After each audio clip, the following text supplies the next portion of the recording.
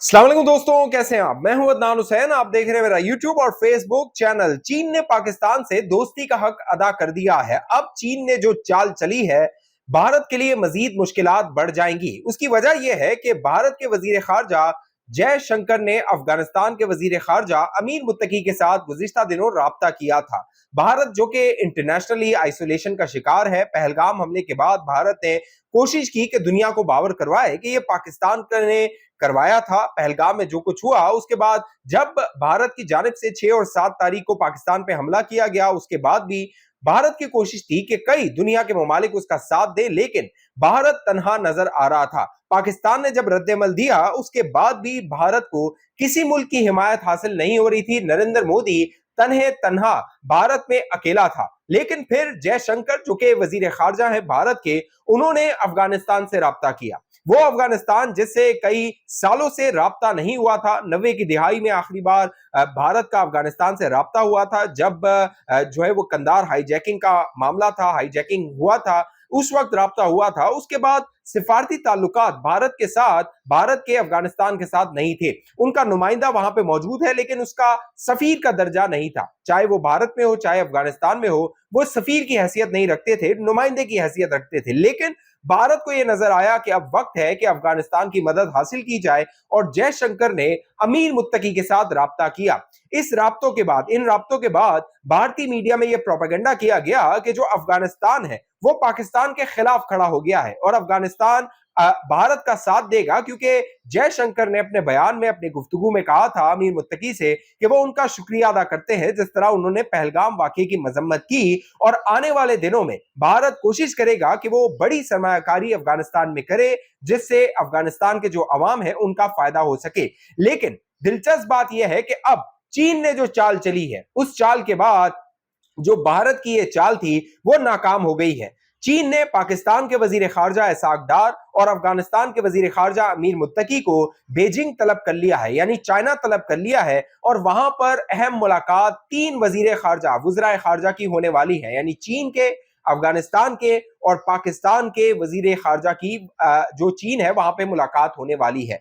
अहम बात यह है कि जो पाकिस्तान और भारत के दरमियान 6 और 7 तारीख को जो कुछ हुआ, उसमें चीन ने बड़ा कलीदी किरदार अदा किया था। चीन का J-10 जहाज हो या चीन का मिसाइल हो PL-15, उसने पाकिस्तान की जीत में कलीदी किरदार अदा किया। और जो चाइना था वो भारत के हमलों से पहले भी पाकिस्तान के साथ खड़ा था। बाकायदा चाइना की हुकूमत ने, उसके सदर ने, उसकी वजारत खारजा ने यह पोजीशन ली थी कि अगर पाकिस्तान की सोवरेनिटी और इंटीग्रिटी को नुकसान पहुंचा या उस पर हर्फ आया तो चीन पाकिस्तान के साथ खड़ा होगा। लेकिन ये जो भारत का दफ्तर खारजा था उसकी असेसमेंट गलत साबित हुई। उसे लग रहा था कि जो चीन का पाकिस्तान का साथ है वो लफ्जों तक है, बयानात तक है, लेकिन जब पाकिस्तान पे भारत ने हमला किया और चीन ने आकर जिस तरह पाकिस्तान का साथ दिया, जिस तरह पाकिस्तान की एयरफोर्स ने भारतीय एयरफोर्स का मुकाबला किया, और जो भारत था उसके 6 के करीब जो जहाज थे, जिनमें 3 राफाल थे, जिन पर नरेंद्र मोदी गुरूर किया करता था, घमंड किया करता था, उसको गिराया, तो चीन की ये बहुत बड़ी फतह थी। उसकी वजह यह थी कि जो चीन की असले की मार्केट है, उसकी मिलिट्री की मार्केट है, दुनिया में उसकी धूम है, उसकी मांग बढ़ गई है, उसका शेयर मार्केट ऊपर चली गई है, और जो राफाल था उसकी जो शेयर मार्केट है वो नीचे आ गई है। लिहाजा जो पाकिस्तान था, पाकिस्तान का एयरफोर्स थी, उसने चीनी जो जहाज थे, चीनी असला था, चीनी मिसाइल थे, उनकी लाज रखी, और चीन ने पाकिस्तान की लाज रखी। लिहाजा ये दोनों एक दूसरे से दोस्ती का हक अदा करते रहे। अब जो अफगानिस्तान है उसको एक्सप्लॉइट करने की कोशिश की गई भारत की जानिब से, क्योंकि पाकिस्तान की अफगानिस्तान से शिकायत रही है कि पाकिस्तान में क्रॉस बॉर्डर टेररिज्म होती है। जो अफगानिस्तान की सरजमीन है वो भारत की खुफिया एजेंसी रॉ इस्तेमाल करती है, पाकिस्तान में दहशतगर्दी करवाती है, चाहे वो BLA के दहशतगर्दों के जरिए हो, चाहे वो तहरीक तालिबान पाकिस्तान के जरिए हो। लिहाजा अफगानिस्तान से पाकिस्तान के हमेशा तहफुजात रहे हैं। लेकिन अब चीन का इसमें मदाखलत करना, चीन का अफगानिस्तान के वजीर खारजा और पाकिस्तान के वजीर खारजा को बेजिंग तलब करना, वहां पे ट्राइलेटरल मीटिंग होना, क्योंकि 10 मई को जिस रोज पाकिस्तान और भारत के दरमियान हफ्ते के दिन सीज फायर हुआ था, उसी दिन चीन अफगानिस्तान और पाकिस्तान के जो नुमाइंदे थे उनकी काबुल में अहम मुलाकात हुई थी। उनमें पाकिस्तान के जो है वो साजिद खान जो के नुमाइंदे हैं अफगानिस्तान के, वो मौजूद थे। अफगानिस्तान से उनके अमीर मुत्तकी वजीर खारजा थे और चीन के जो नुमाइंदे हैं वो भी मौजूद थे। उस मीटिंग में यानी 10 मई की मीटिंग में यह फैसला हुआ था कि वजारत खारजा की जो मुलाकातें हैं यानी वजीर खारजा की ट्रायलेटरल मीटिंग है वो काबुल में होगी। लेकिन अब इमरजेंसी बुनियादों पे जो चीन है उसने तलब कर लिया है अफगानिस्तान और पाकिस्तान को। इसके पीछे चंद इंटेलिजेंस मालूमात है, खुफिया मालूमात है, और जराए बताते हैं कि जो भारत है वो अपनी सुबकी मिटाने के लिए, क्योंकि भारत का जो मीडिया है उसने जो नरेंद्र मोदी का नैरेटिव है उसको फैलाया था और कहा था कि पाकिस्तान शायद नक्शे से, दुनिया के नक्शे से खत्म हो चुका है, पाकिस्तान को तबाह कर दिया गया है, जो भारतीय सेना है वो पाकिस्तान में घुस गई है और भारत का जो पोर्ट है, चाहे वो वजीर आजम हाउस हो, जीएचक्यू हो, मिलिट्री बेसिस हो, सबको तबाह कर दिया गया है। लेकिन जो मगरबी मीडिया है, वेस्टर्न मीडिया है, उसने एक्सपोज किया भारत के मीडिया को और भारतीय हुकूमत को, और भारतीय अवाम की आंखें खुली जब उनको यह पता लगा कि उनका मीडिया और उनकी हुकूमत उनसे झूठ बोल रही है। अब जो पाकिस्तान है वो ये चाल चल रहा है और उसके पास ये इंटेलिजेंस है कि आने वाले दिनों में इस तरह का कोई हमला हो सकता है। तो चाइना जो है प्रीएम्प्टिव मेजर्स ले रहा है कि अगर इस तरह की कोई शरारत भारत दोबारा करता है तो क्या जवाब दिया जाएगा, अफगानिस्तान की पोजीशन क्या होगी, क्योंकि जो चाइना है वो सबसे पहला मुल्क है जिसने अफगानिस्तान को तस्लीम किया था। जनवरी 2024 में बाकायदा जो अफगानिस्तान के सफीर हैं वो चाइना में तैनात हुए, जो चीन के सदर हैं उन्होंने उनकी नॉमिनेशन को एक्सेप्ट किया, और जो कह लीजिए चाइना का सफीर है वो अफगानिस्तान में मौजूद है। अफगानिस्तान में जो बड़ी सरमायाकारी है, रिकंस्ट्रक्शन है, वो सारे बड़े प्रोजेक्ट्स जो हैं वो चीन कर रहा है, वो उनको लीड कर रहा है। बड़ी जो चाइना पाकिस्तान इकोनॉमिक कॉरिडोर की सरमायाकारी है वो चीन चाहता है कि अफगानिस्तान में की जाए जैसे वो पाकिस्तान में कर रहा है। लिहाजा चीन का जो मंसूबा है वो इकोनॉमिकल मंसूबा है और इस लड़ाई में भारत एक्सपोज हुआ क्योंकि मगरिब की दुनिया चीन का हम पलड़ा भारत को बनाना चाहती थी, भारत को एक पावर बना के साउथ एशिया में चीन के मुकाबले में खड़ा करना चाहती थी। लेकिन अब वो मगरिबी मीडिया और मगरिबी दुनिया ये सवाल कर रही है कि वो पाकिस्तान जो कि आईएमएफ प्रोग्राम लेता है अपनी मईशत को चलाने के लिए, और वो भारत जो एक स्ट्रेटेजिक अहमियत रखता है, इकोनॉमी उसकी चौथी इकोनॉमी जो है वो ताकत है, माशी ताकत है, अगर वो भारत जो कि एक बड़ी ताकत होते हुए भी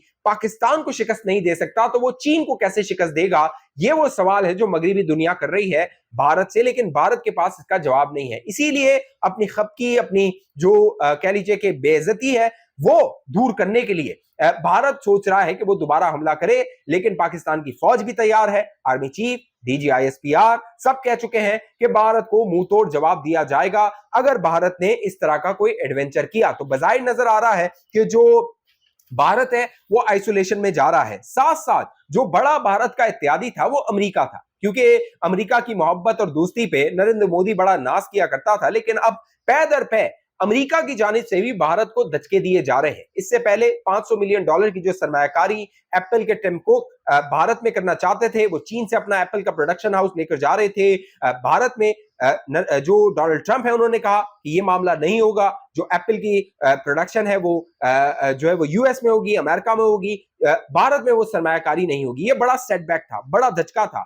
फिर जो अमेरिका था उसने भारत का साथ नहीं दिया, बाकायदा सीज फायर करवाया गया, और उस सीज फायर के बाद डोनाल्ड ट्रंप ने मुतवादिर तौर पे कई दफा बयानात दिए और कहा कि जो भारत है उसने रिक्वेस्ट की थी, और जो सिंदूर का सौदा है वो ट्रेड में अमेरिका के सदर ने कर दिया था, जो नरेंद्र मोदी का सिंदूर था उसका सौदा। तो बड़ी हजीमत और बड़ी एम्बैरेसमेंट का सामना करना पड़ा। इसीलिए भारत का मीडिया देखिए वो डोनाल्ड ट्रंप के खिलाफ कैंपेन चला रहा है, मुहिम चला रहा है, डोनाल्ड ट्रंप की दोस्ती पे सवाल कर रहा है, अमेरिका की दोस्ती पे सवाल कर रहा है, और जो पार्टनरशिप जिसको कहा जाता था कि इंडिया और अमेरिका की पार्टनरशिप है उस पर भारत का मीडिया सवाल कर रहा है। अब जो बड़ा धचका लगा है वो तकरीबन $5 लाख का लगा है, जब 15 के करीब जो शिपमेंट्स थी आम के, मैंगोज के, वो गए हैं अमेरिका में। अमेरिका के तीन से ज्यादा एयरपोर्ट्स हैं, तकरीबन 15 एयरपोर्ट्स हैं, 15 शिपमेंट्स हैं, 3 एयरपोर्ट्स हैं, लॉस एंजलिस, सैन फ्रांसिस्को और अटलांटा।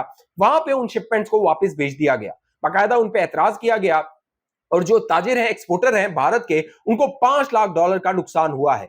उनसे कहा गया इन एक्सपोर्टर से कि आपके डॉक्यूमेंट्स पूरे नहीं हैं, अमेरिका में आप इनको एक्सपोर्ट नहीं कर सकते, या तो आप दोबारा इनको भारत भिजवा दीजिए या फिर आप जो है इनको डिस्पोज कर दीजिए, इनको डिस्कार्ड कर दीजिए। तो ये जो एक्सपोर्टर थे, इन्होंने इनको वहीं अमेरिका में डिस्कार्ड कर दिया है और ये भारत का बड़ा नुकसान हो गया है। तो बजाय नजर आ रहा है कि जो दो बड़ी ताकतें हैं दुनिया की, अमेरिका और चाइना, वो भारत के गिर्द घेरा तंग कर रही हैं, भारत पे दबाव डाल रही हैं और भारत आइसोलेशन में जा रहा है हर गुजरते दिन के साथ। और इसका जिम्मेदार एक शख्स है और उसका नाम है नरेंद्र मोदी। इस हवाले से आप दोस्तों की जो भी राय नीचे कमेंट कीजिए। अब तक ये चैनल आपने सब्सक्राइब नहीं किया, जरूर सब्सक्राइब करके साथ घंटी का निशान है वो दबाना है, वीडियो को लाइक करना है, शेयर करना है, फेसबुक को देखने वाले दोस्त पेज को लाइक फॉलो करके इस वीडियो को लाजमी शेयर कीजिए। अगली वीडियो तक मुझे इजाजत दीजिए, अपना ख्याल रखिएगा।